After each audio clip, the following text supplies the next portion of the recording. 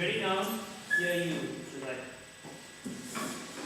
Mr. Speaker, sir, statistics has actually shown that around 20 to 30% of the people, or actually the citizens of the country, do not actually participate actively during elections. And what the proposition aims to today is actually to reduce that percentage to as low as possible by introducing our policy.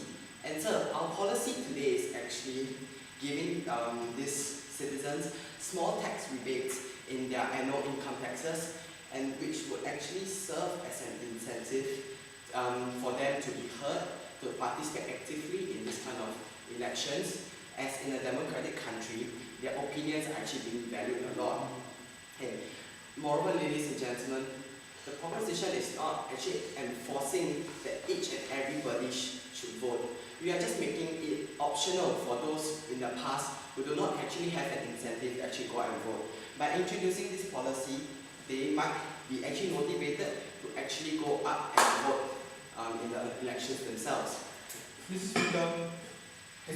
Okay, and ladies and gentlemen, we see today that the opposition must prove to us on two bases. Firstly, we see that they must prove to us why this 20-30% of the citizens in the country that do not participate in the elections are so negligible that they can just be like, okay, their opinions do not count.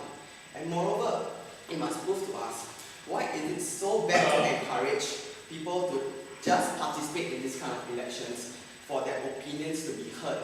And as I already mentioned, in a democratic society, country, each and every person's opinion is actually valuable.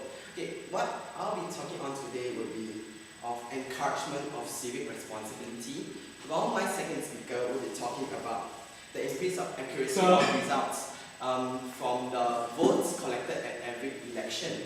Okay, now moving on to the substantive of encouragement of civic responsibility. Ladies and gentlemen, civic responsibility is actually the responsibility of every citizen in the country. And how is it being portrayed by the citizens themselves? They actually is being portrayed by participating in activities usually associated with the government, and in this case, democratic.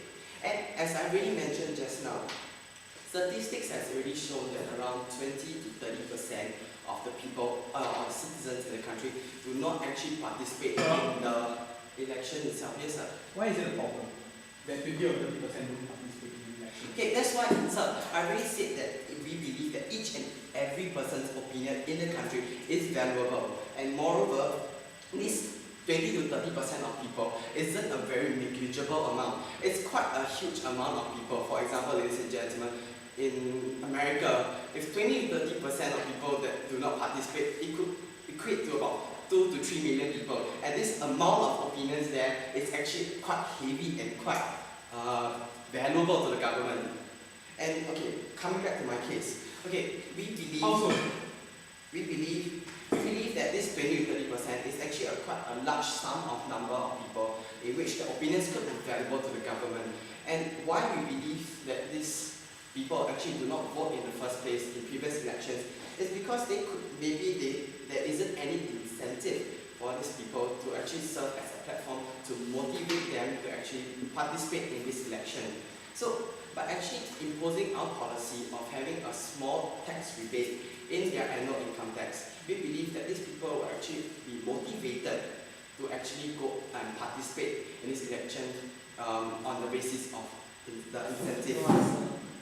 Okay, however, ladies and gentlemen, we believe that by actually imposing our policy also, we can inculcate a sense of patriotism into the citizen in the country itself. Because, ladies and gentlemen, by actually giving them incentive to actually go out and vote, the person will actually have to be involved in the country, as they have to go for rallies, they have to read up more about the country's background and the politician's background. So the sense of belonging of the person with the country itself would naturally be strengthened, as the person itself would know more and would know more about what is going on in the country itself. And therefore, we believe that the sense of patriotism of the person itself will actually naturally go stronger towards the country. Therefore, ladies and gentlemen, with all these reasons, the proposition is what to propose, and this motion must stand. Thank you.